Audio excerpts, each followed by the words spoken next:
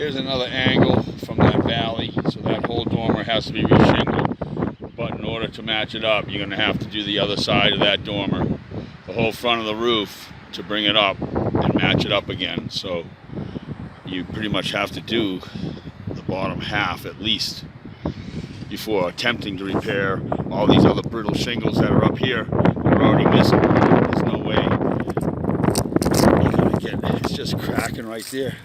There's no way it's gonna be repairable.